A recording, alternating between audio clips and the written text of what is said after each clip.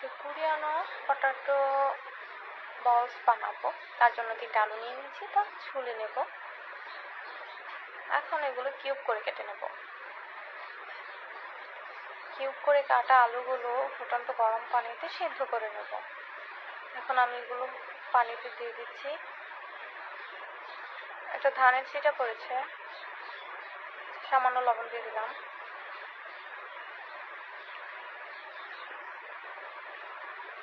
এখন অপেক্ষা করব ফোটা পর্যন্ত। দেখছি ফুটে আসছে কিনা। হ্যাঁ, সিদ্ধ হয়ে এসেছে। এখন এগুলো আমি নামিয়ে নেব।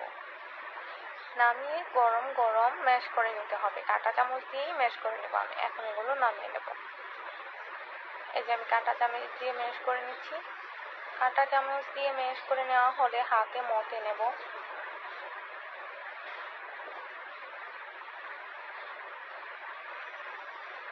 সবগুলো ম্যাশ করা শেষ।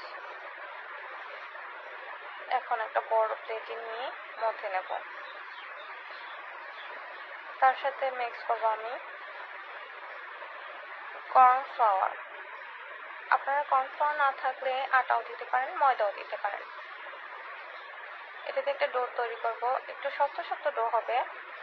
বেশি নরম হলে আবার আলুগুলো ছেড়ে দেবে। এগুলো আমি বলস তৈরি করব। সেই বলসগুলো আবার ফুটন্ত পানিতে দেব। যদি নরম হয় বেশি, তাহলে বলসগুলো পানি ছেড়ে দেবে, পানিতে ছড়ে ছড়ে চলে যাবে আর কি।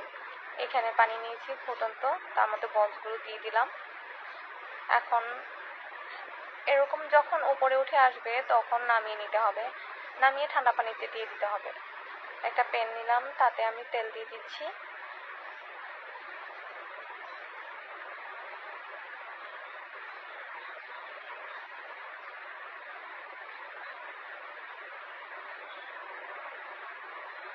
দিয়ে দিচ্ছি রসুন কুচি,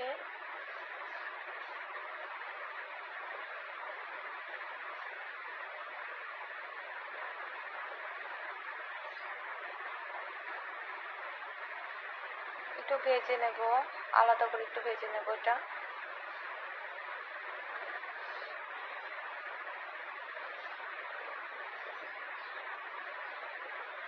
তারপর পেঁয়াজ কুচি দিয়ে দিলাম। এটা একটু নেড়ে চেড়ে নেব। দিয়ে দিচ্ছি শুকনো মরিচ। এটা অনেক ঝাল খায় আর কি সবাই। আমি একটু কম ঝাল খাই, তাই কম দিলাম। আবার একটু শুকনো মরিচ গুঁড়ো দিয়ে দিলাম, যেটা মরিচের পাখি আর কি। দিয়ে দিলাম ধনে গুঁড়ো।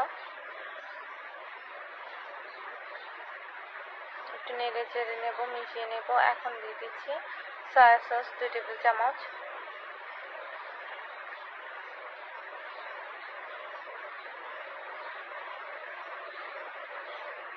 চালটা একটু কমিয়ে নিচ্ছি। এখন দিয়ে দিচ্ছি টমেটো সস 2 টেবিল চামচ। এখানে 1 টেবিল চামচ দেখা গেছে, আমি 2 টেবিল চামচ দিয়েছি।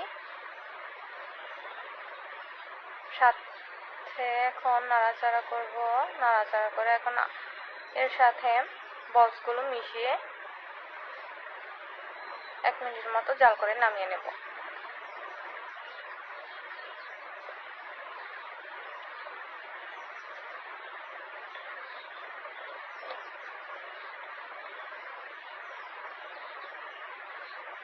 এখন নামিয়ে নিলাম, গরম গরম পরিবেশন করলাম। গরম গরম খেতে এটা খুবই মজা। আপনারা বাসায় ট্রাই করতে পারেন।